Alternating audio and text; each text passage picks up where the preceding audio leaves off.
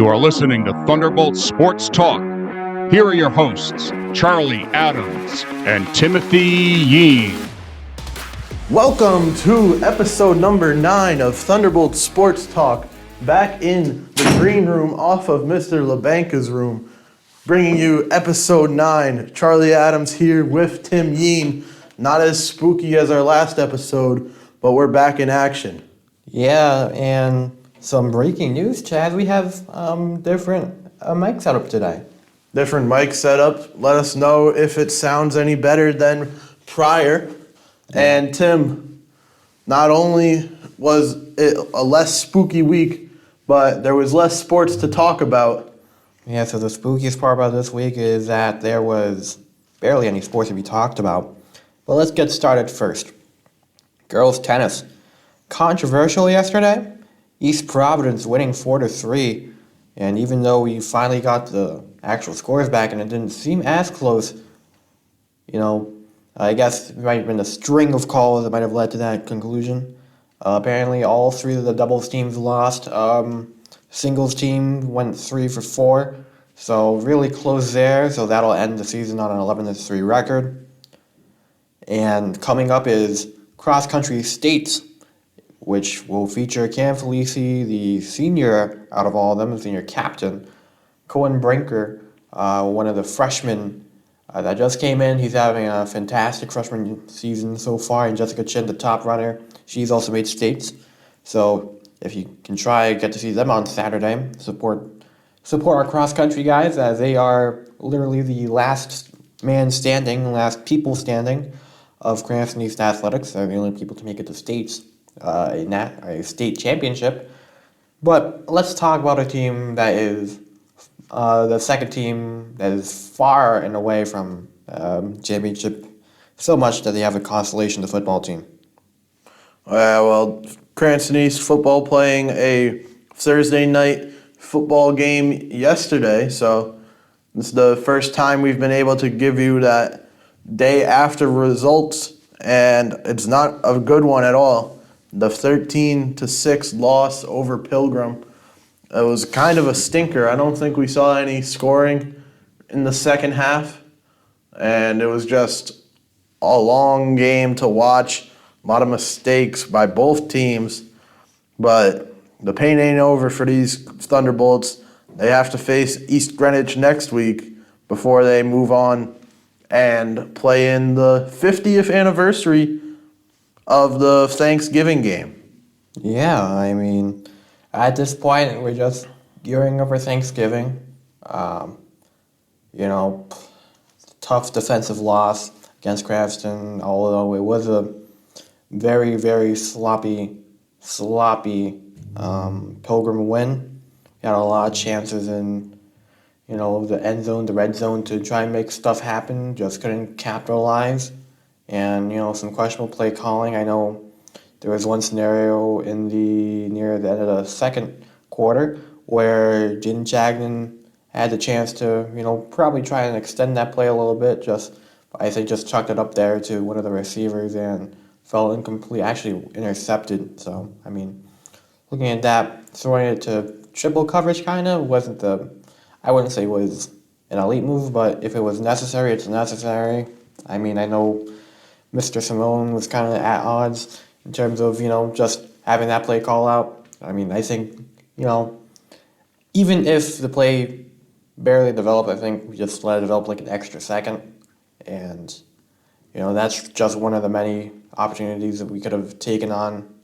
And then, the bottom line is Cranston East had multiple chances within 10 yards, maybe even 10 plus attempts to score from 10 yards out, down a touchdown, and they just couldn't get across the line. No. It was multiple drives that were stopped in the red zone for Cranston East when all they needed was a touchdown.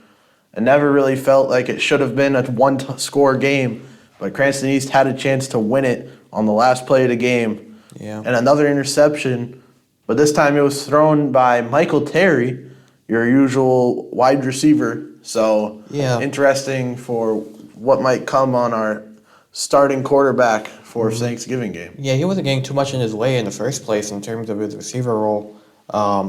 So I think the move to quarterback was sensible enough since, he wasn't really getting the targets he needed, and you could have put Angel Figueroa in, but I think what happened the last time around, I think set Coach Isaiah a little bit on the side of caution, having a tall guy like Terry in. But a big guy to look at, Armin Northrup Reed, a freshman, made some amazing grabs last night. I think made one in double coverage, and I think he's going to be a star to come. Yeah, he's definitely had a strong freshman campaign. We also, in Cranston sports, we were at West Girls Soccer. Yeah. It was a pretty decent game over there. They came close. Yeah. Put in the trust of, Mr. Traff. Shout out to him. Put in the trust in us to do the playoff preliminary for girls soccer. And it was pretty fun. Smithfield, actually, with a 2-0 win. And you vultured a Cranston West goal call off of me. So it was actually 2-1. And West is out the playoffs for girls soccer at least, but maybe for boys soccer they'll still continue. They have a match later today at like 6:30. If any of you East fans want to watch on the Fans Only Sports Network and watch some West talent, you're free to do so.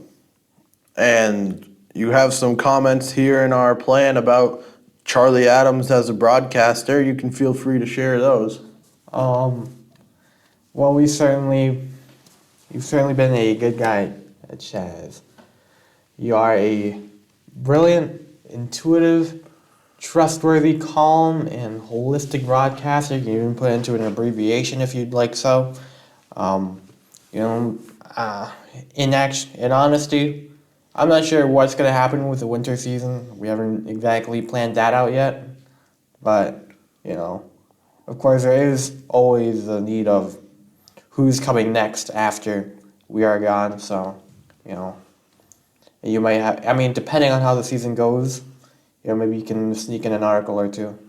Yeah, and under you, I have Tim Yeen is a yapper, Matt Joel's wannabe. Okay. Matt Joel's wannabe. I'm glad we got that out of the way. Cranston East National Honor Society with their reading project. How could you call a kid's book horrific? Down the pipeline. Well, it was a rushed kind of deal, Tim. And, maybe if you did it on time, maybe this wouldn't be an issue. As we had to read a book for children in the Hasbro Children's Hospital. And Tim, what book did you end up going with? Bailey Says Thanks. I originally was going to go with The Pigeon Finds a Hot Dog, but I think that's gone along and away already. So, and plus, I don't even have the video on my phone. So, that's that. Doesn't seem like the best real planning out of you, kid. But I was able to read The Serious Goose by one Jimmy Kimmel. Jimmy Kimmel? No wonder it sucked. Whoa, wait, what? And Jimmy Kimmel, He's better than Fallon. Better than Fallon. Why are you getting your kids' books from like a talk show host? It's a good book, man. You said it was a horrible book. It was a good book, It was man. a horrible book. You said it was a horrible book when you first read it. Hashtag not for the kids. You see Jimmy Kimmel, you see Jimmy Fallon, you see all the Jimmys out there. Maybe even Jimmy Wang. And you see them, they're like mid. Especially Jimmy Butler.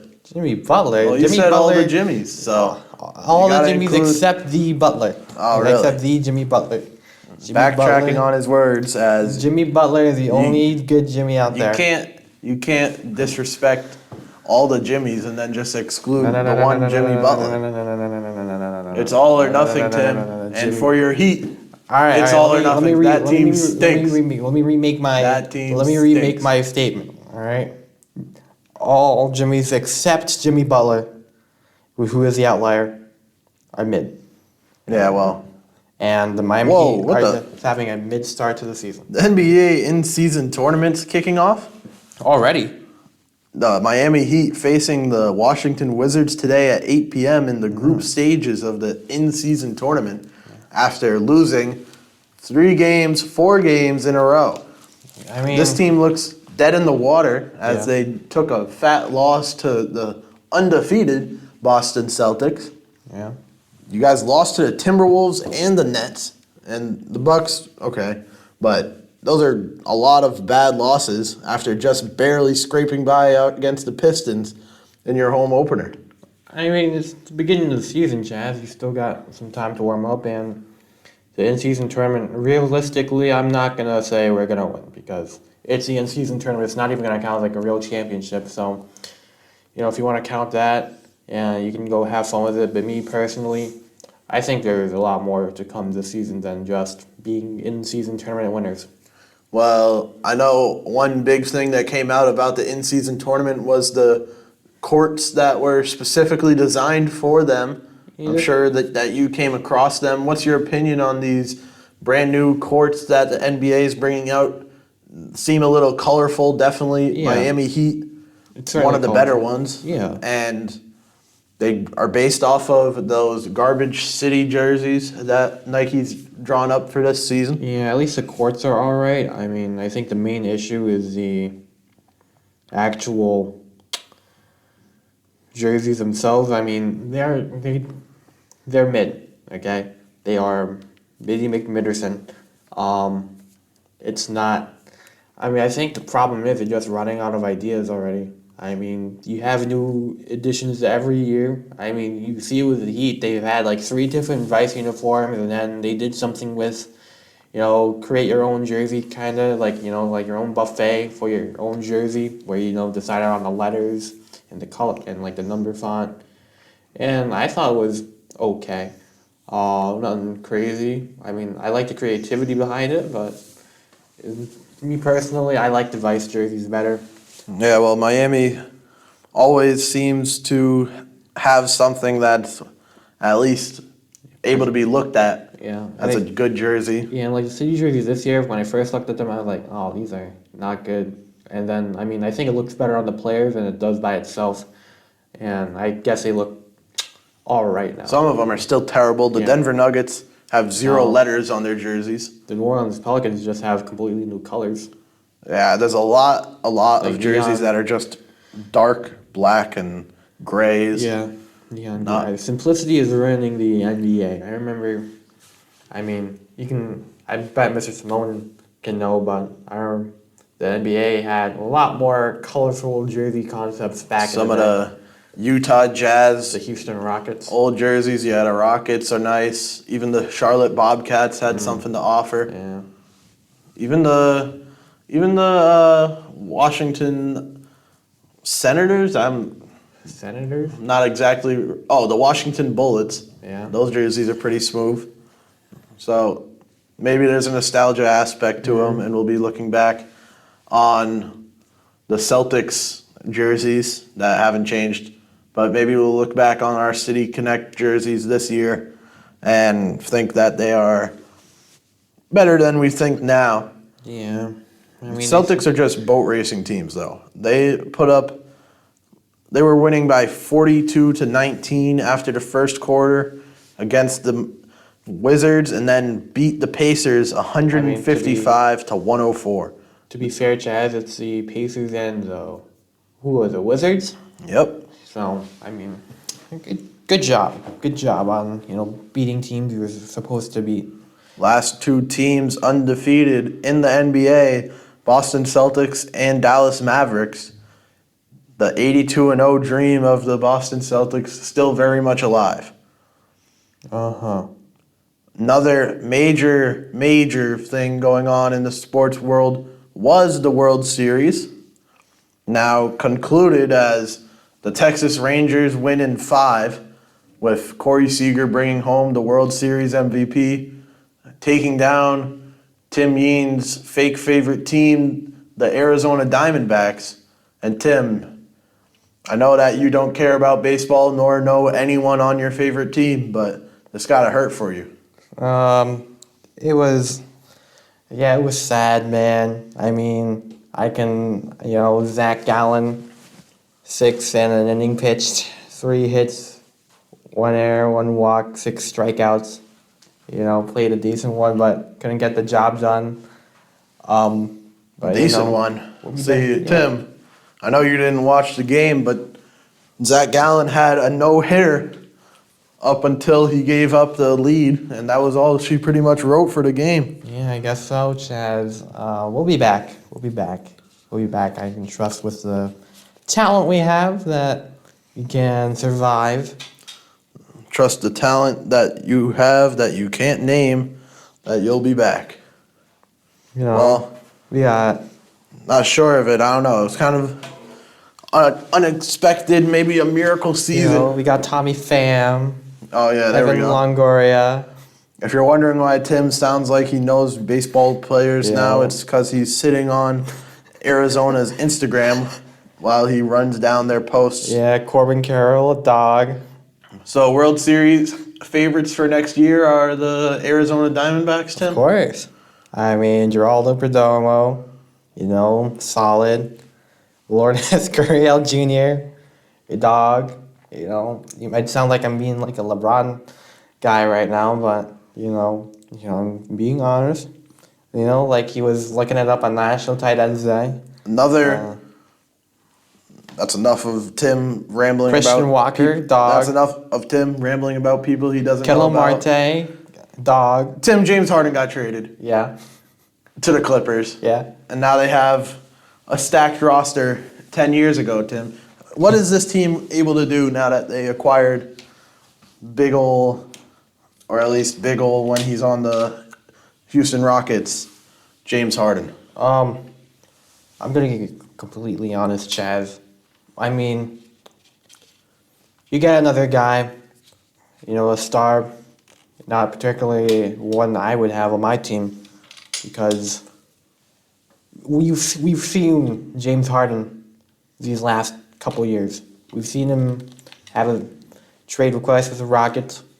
We've seen him barely last, I think it was a season and a half with the Nets. Not And- much yeah. being on the court, though. A lot Yeah. of injuries involved there. Injuries and just a lot of drama. Yep. Sixers, another year and a half, and then he's gone from there. And I'm going to envision the same thing with the Clippers. I think that every time we see James Harden in these scenarios, it's like, this team becomes automatic winners now, and then look, they don't become automatic winners. James Harden gets upset, and then the whole thing spirals out to who wants James Harden, and I think it comes to a point where the league is going to, just kind of not deal with that anymore. I mean, Harden has failed to provide any type of support to any of his teams in the playoffs. They're really only there just to have a nice regular season record and then just not even attempt the playoffs. And I don't think this big three or big four, if you still think Russell Westbrook is still himmy after, a couple years of being on and off, as, a realistic survivor to the finals. Well, Tim, the big thing you said, Russell Westbrook now reunited with James Harden for the first time since the Oklahoma City Thunder, that big three, before they were all really hitting their prime. And now James Harden, the package that they got back in the 76ers was pretty all right. Yeah, I guess so. They got a lot of solid players. Not much young talent, but Yeah, some just- draft picks to work with. Yeah, draft picks and Rocco, yes, Robert Covington. Nick Batum, Mr. Y the F Batum in there. Yeah, he does. That's a great trade for the Clippers yes. to get rid of him. I'm Yeah, sure that. surprisingly, no Bones Highland nor Trey Mann. Yeah, definitely. Able to keep a lot of. Wait, is it Trey or Terrence? I Terrence forget. Mann, yeah, I Terrence believe. Mann. That's who I was about to bring up. But yeah, they have Terrence Mann still. They have Zubac. So Zubac solid. yeah, definitely, especially in fantasy basketball for those who. Oh, you, Play that. do you have a league already? No. No? I do not plan on playing fantasy basketball because any of the fantasy sports that you have to update daily stink. That makes sense. All of them. That's why. I mean, if you use Yahoo, you can just they let you say your lineups automatically. Yeah, I don't know. Fantasy Football's really the only one that's able to be kept up with. Yeah. Give a quick update on the Patriots, Tim, if you will. The Patriots lost bad 31-17, and they didn't only lose bad on the field. They also lost bad technically on the field. Kendrick Bourne lost for the season with a torn ACL, just a sprained Achilles or whatever, just something minor at least. Would have been the hope, but then it turned out to be a torn ACL. So the top receivers right now is a mostly injured at times Devontae Parker, who, when he is active, barely produces at this point. I mean, I know he signed a contract extension this summer, but he hasn't really shown much for that. What was it, $33 million that he was given? Like, Juju Smith, yeah. Oh yeah. Juju got the $33 million. Oh yeah, that was Juju. It's all right due to the fact that we have Jalen Reagor now. So Yeah. Justin Jefferson's biggest competition now a part of our team. Yeah, maybe Jay Jettis' aura rubs a little bit off of him. And we have Demario Douglas, who realistically is the only explosive playmaker on this team. And hopefully Keishawn Boutte comes back. Yeah, definitely. Booty looks like a strong asset. Yeah. Maybe our best draft pick this year. Yeah, I think. Not as good as Cole Strange, though. Yeah, I think if the Cards play themselves out, I think next year, I could see the potential with a Demario Douglas and Keishawn Boutte offense, but they need an extra actual wide receiver in the room. And next year, they probably need an actual quarterback back Oh there, yeah, too. that was horrible. I think this game now, out of all the games, was where Mac Jones really showed the arm strength that was lacking. He had an interception. It was just a lofty pass, where you should have a little bit more gas in it. Just like a little bit, just running out of there. And they're slow moving passes that take a while to get there. So, and you can't really force him in because he doesn't have the arm velocity to do so. So I think we need a guy with actual arm talent, maybe bring in the big Penix energy in the second round in the draft, or just tank. Not sure if Penix will be there that late. I mean, there's a lot of options out there, but he's looking Heisman worthy. But there also is some hope for the offense, and it might be coming quicker than we thought in the fact that Josh McDaniels is available again to coach after Davante Adams basically fired every single person that was involved. He's amped up for his new head coach. I mean, with reason. I mean, they were not good. I mean, yeah, they weren't good, but Davante Adams made sure to go in and get everything done. That presser basically trashed his coaches and quarterback. Now, quarterback Jimmy Garoppolo benched. Yeah. And Josh McDaniels fired. So pretty much a season too late. I mean, last year he looked like he was one game away from being fired and managed to squeak out a win and somehow turn the year around. Apparently I think the Raiders were too broke to fire him in the first year. Well, the Raiders are now paying $80 million a year, I believe, for John Gruden and Josh McDaniels to not coach their team, and it's probably worth every penny. Yeah, probably. I mean, John Gruden wasn't that bad, but I mean, the big situation going on there. The big email. Shout out to Zack Snyder. Yeah. Dan Snyder? Dan Snyder, not Zack Snyder is Which Snyder are we talking about? Dan Snyder. Okay. Washington's owner. Who is Zack Snyder? Zack Snyder was a director. Oh. Or is a director. He directed the Justice League before it got canned, and they used Josh Whedon's version of it instead. Oh. All right. I guess we can move on to El Nexto Topico, Chaz, which, if you'd like to talk to us about it, and, let's see what pops up in my Instagram, actually. Let's see. Maybe something about the NFL trade deadline. The trade deadline. We could talk about that. I guess we can talk about that now. While we're on So the some- topic of the NFL, Chase Young and Josh Dobbs, some of the biggest players in that field. Yeah, I was going to talk about that first. So I think Washington is now at the point where now they've lost their edge rushers. They still got a solid defense at the most part. I think it's going to be a rough end of the season for the Commanders. I think they are going to be in play for, Mr. Caleb Williams, unless Sam Howell puts on a show these next 8 weeks. Let's see what else. I think the notable name, Devontae Adams, still wasn't traded at the deadline.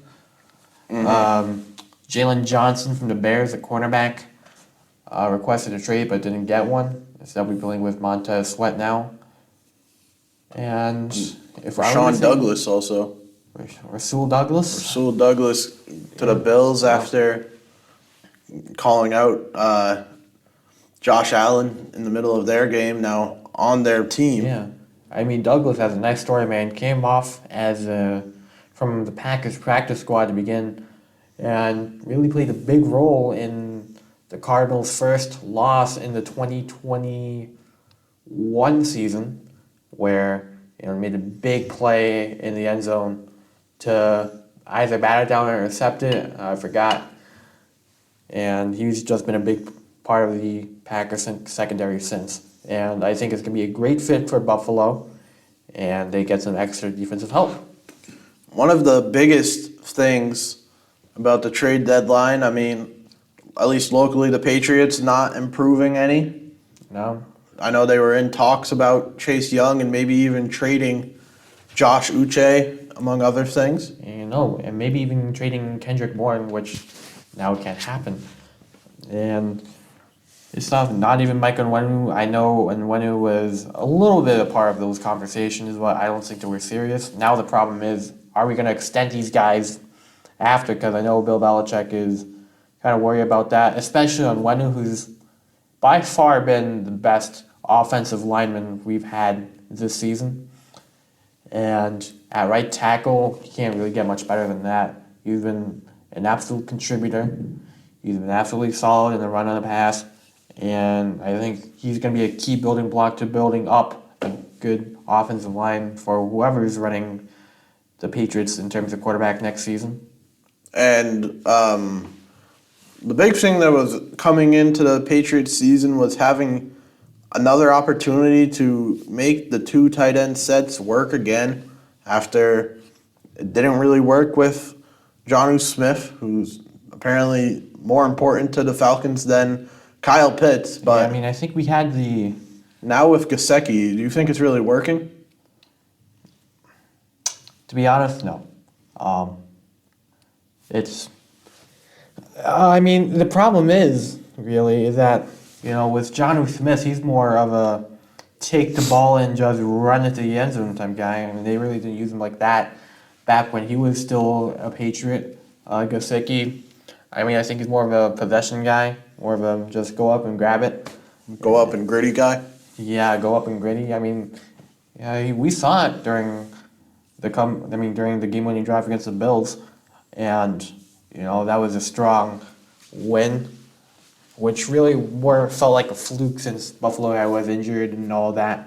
And so I wouldn't really consider that. And I feel like at this point I've already expected the Patriots to, after a big one, just disappoint the following week. So this just lost all momentum. And Hunter Henry has been being used a little bit less and less. Matt Patricia, when he was at oh my God, he was not good. It was all right. He still played a pretty hefty role, but there's nothing crazy about it. And I think if Josh McDaniels does come back, I think he'd be solid because he actually made Mac Jones look decent his rookie year. Until Bill Belichick managed to kill any confidence in Mac Jones by making him scared for his life in the pocket and having Matt Patricia back in the sideline to console him. Yeah, Bill Belichick had him throw 3 passes back in that 2021 game, so I think that's an early test to his judgment about how much he trusts him, and I don't think the trust has gone any further than that, and it's not going to go any further unless we find ways to improve in terms of passing. In terms of rushing, we've been doing okay. Ramondre and Zeke have been readying up the helm. They're realistically the only running backs we have. We traded Pierre Strong back in the preseason to the Browns for Vidarian Lowe, who, is Vidarian Lowe. If you've ever heard of Vidarian Lowe, then he must be a really, really tough football guy, and he is a player of all time. So it's been a rough go about it for you, Tim, as a sports fan. Your Snakes eliminated in the World Series, and then your Heats look like they're not going to be competing for anything anytime soon. Your Patriots look like they're not going to be competing for anything anytime soon. And who are you rooting on for hockey to change your trajectory as a sports fan this season? I'm not even gonna lie. It's probably gonna be the same situation as like the Diamondbacks, where I just go roll with them. Oh, really? Yeah, roll. So roll with them once they make it Yeah. to the dance. Yeah, Oh, great. basically. Tim Yeen, after Basically. 3 episodes of interrogation, finally admitting No, that he's a bandwagon I follow the Instagrams. I follow the Grammys. of. Okay, of the Diamondbacks. Okay. Okay. You follow a hockey team's Instagram yet? Or Nothing. Yeah, I just got into hockey, dude. kind of forced into it? Yeah, I guess I'll root for one of the Canadian teams. Oh, great. That narrows it down a little. Because we've gone to the point here in Cranston East where we have been stunned with 2 warningless Pledge of Allegiances. So that's what's kept you up at night. Those missing Pledge of Allegiances. Yes. That's the big kicker. That is a I know big you kicker. have a lot of work to do. How has this week been work-wise at Cranston East? So I completed an AP Gov work. I completed my AP Psych, making my own children's book, and Is that the book you read to the kids? No, Why not? because it was about psychology, and I don't think they'd understand that. Oh man, it's a children's book. It seems like you did a kind of stewed your job around there, eh? No. Just going in for the grade and nothing else, Tim. Mm-hmm. So what time did you go to bed last night?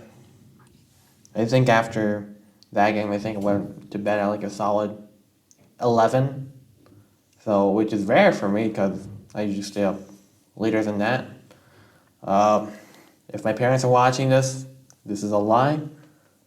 And yeah, I think after the football loss, I was just kind of tired at that point because I was just not feeling it. A lot of cold and sickness roaming the halls apparently at Cranston High School East around the school. Really? I know there's some kids in my AP stats class just hacking up a storm. Just stay home, kid. You can afford the day off. You're going to get us all sick, pal. I mean, AP stats had me up till 1:30 a.m. how about writing to inform and explain? I was nothing keeping me up there. Nothing keeping you up there? I'll be recording my project for the first quarter this Okay. weekend, whenever I have time. Probably not this weekend because Yeah. I have to be at hockey games both days. But Yeah, I think I'd like to ask you the question, Chaz. Are you a big talk to yourselfer? I mean, nothing very crazy, you know. Just a normal, Bruh. what anyone would do. Bruh. I don't know what you're talking about. Your sources kind of stink. Also, your cameramen kind of stink.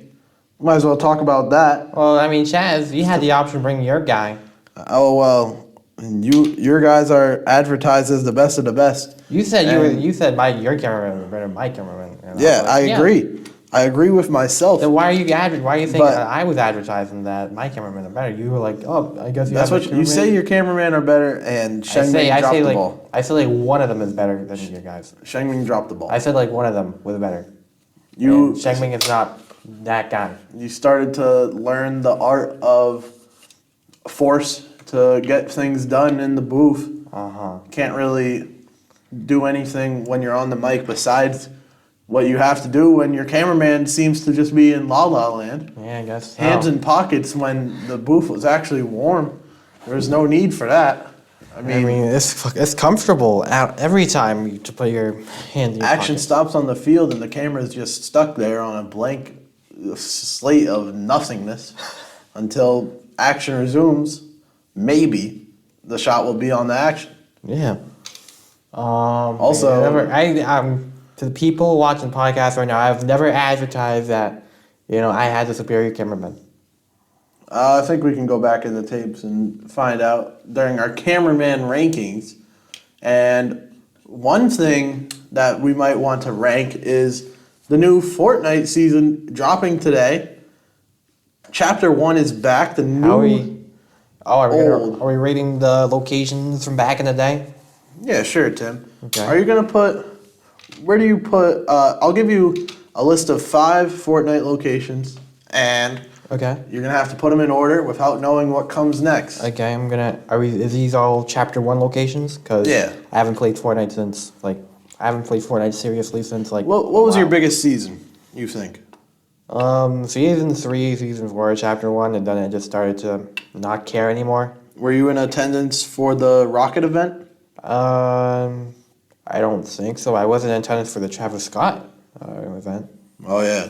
I'm hearing rumors of a Juice WRLD concert in Fortnite coming up. Oh, Might be an exciting development. Tim, I'll give you your 5 locations. You got to rank them. Okay. You won't know what's coming up next. So, blind ranking as the first location, Tilted Towers. Tilted Towers. Oh, I have to rank them without knowing the next one? Yep. Okay. So Tilted Towers is kind of complex because back in the day when I was playing, I would avoid it at most cost since, because I was watching the YouTube videos about how to get better at Fortnite or ranking the locations, and everything was like, don't go into Tilted Towers to get the loot. Everyone goes there and everyone gets shot and killed. And I was like, yeah, sure, okay, I'll listen to you guys. But I'll put it at a safe 4 right now. Actually, safe 4. Okay, so 4 Yeah, for I'll lock that in. Tilted. I'll lock that in. We're going off of your likeliness to drop there, or Likeness. I mean, yeah, a little bit mix of both. I mean, or just your enjoyment of the location as a place on the map. it's all in the middle, and I wouldn't really land there just because the YouTubers told me not to. So 4 for how right. much I like it and how much I went there. Let's move on to Risky Reels, Risky Reels. a classic, one of my favorites. That is the drive-in. Drive-in theater, yep. Drive-in theater. I don't think I remember being that in Season 3 back when I played, but I think there was a location. I just never really went to it. Risky Reels.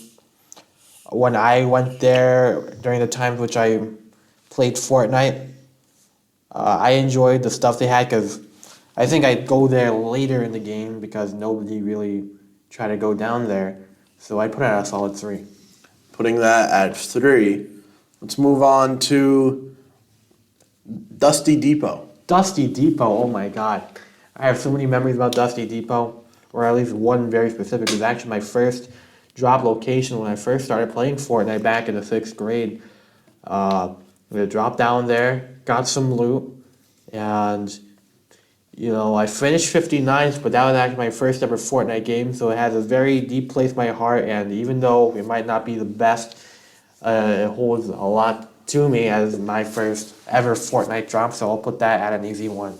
Easily number 1. Might not be so easy to rank these last 2. And let's go a little off of the main drop points in Fortnite. Let's not even go a named location, but I'm sure you know it. The soccer fields Ooh, the in soccer between fields. Greasy and Tilted. Greasy, Grove, and Tilted Towers, so... Dang, those soccer... Were they just like soccer... I need to remember right now. Were they just soccer pitches? It was just a soccer stadium or an arena. There's a gas station next to it, and all of it is back gas now station? that season 1 is returning to Fortnite. I thought we were, like the entirety of season 1. I thought we were just like, oh. I mean, this is one of the biggest drops. Not gonna lie, you're sounding a little like a fake fan. We'll skip the soccer fields and go back to a location you know for the last 2. Yeah, because I'm just, We're gonna go over to Loot Lake. Loot Lake. You know what? Let me put that at 2. Loot Lake was another drop which I enjoyed because, I thought there's like one of the sneaky rooms. Yep, I know what you're talking about. Underneath the house. Yeah, so I always went there because I thought I was elite and knew all the places. So, All right. So that leaves open your 5th place spot with basically me having the ability to choose whatever I want as their 5th place spot. But I'm going to give you the choice between 2 locations to pick for your number 5 spot. Okay. Make sure your list is solid. So for number 5, you can choose between Pleasant Park or Greasy Grove. 2 great locations That for is your tough. 5th spot. Dang. Not going to make it easy. And Dang. probably going to kill your list right there. Okay. Yeah, it's definitely going to come on the list either way. But, at first it was a tense debate in my brain about deciding at first, but now that I'm going over it, I think I gotta go with Pleasant Park. I mean, I think it is a bigger location, and back when I was running squads with my friends back in middle school, that was a popular spot to drop. So I'm gonna have to put that at the easy 5, and if I had to actually remake the list, so it'd be Dusty Depot at 1.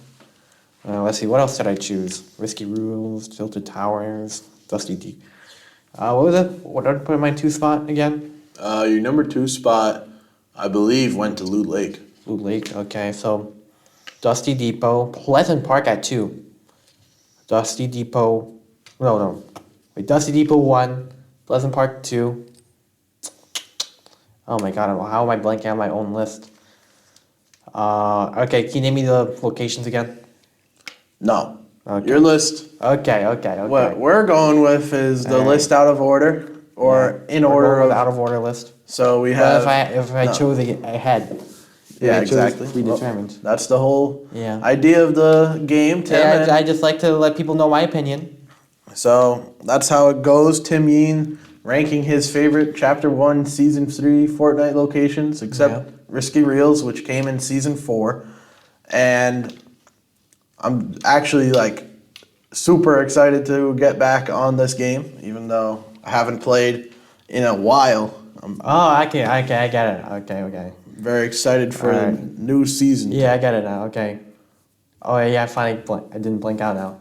So, Dusty Depot, Pleasant Park, Loot Lake, Tilted Towers, and Risky Reels. Okay. Tim Yeen locking in his actual list of those 5 locations. Yeah. But will you be actually playing the new season? I need to re-download the game first, Chaz. Well, it's a short, only a month-long season for this highly anticipated return. And Tim, we've talked about Beowulf plenty over these past couple episodes. We have one more thing that I think we can talk about regarding Beowulf, and it's the Beowulf movie. I know we watched it in ELA. I know you're a big fan of it. I wouldn't call myself a big fan.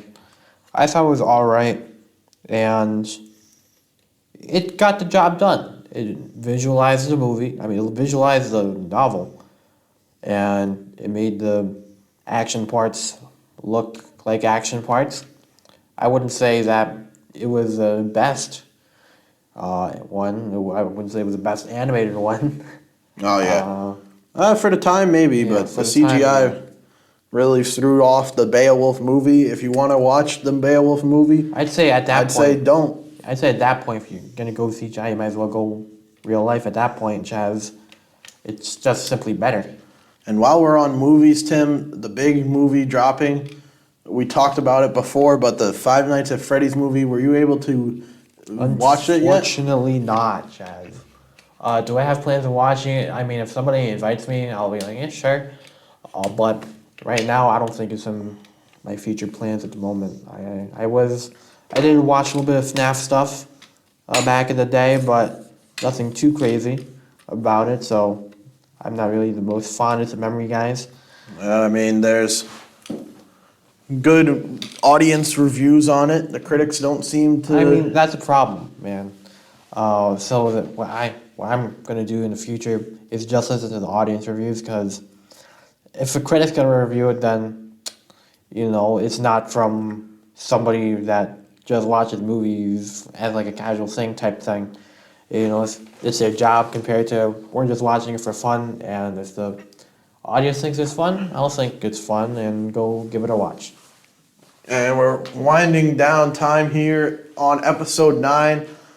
And there's one thing that's been on my mind, kind of because of the reading project for NHS, is the fact that Cranston East and many schools in general just don't give enough time for students to read books that they actually enjoy reading, Tim. Yeah, I mean, we have a library full of books, Chaz. Yeah, we don't really utilize it. I think that our book reading is slowly becoming more and more deader. I mean, I know there's always complaints that kids don't like to read books anymore, but I have a book that I want to read, and I've been able to get through 9 pages of it. Yep, and other breaking news, I guess Mr. Hallis is making me do a summer challenge again, even though I graduated his class a year ago. So. I've seen a lot of teachers posting on their own Google Classrooms in these past couple of days, Tim. Yeah. I know Miss Oliva assigned quizzes to her last year class for biology. So, if only teachers knew that there's a button that they can click to just archive the class and get it out of our feeds on Google Classroom. I agree. Please. There was like a 1-week period where you could actually just, on your own, unenroll in the class before they turned off the setting again. I was able to clear out all my old Google Classrooms. Yeah, I unfortunately... And then back to the same ways. I guess they don't want kids being able to just leave their classes. Yeah, I unfortunately did not get to leave my classes, so I just put them all at the bottom where I don't have to even notice them. I just put all the classes I have in order at the top, and that's how I roll. Yeah. One more thing I got to do before I graduate is definitely organize my Google Drive.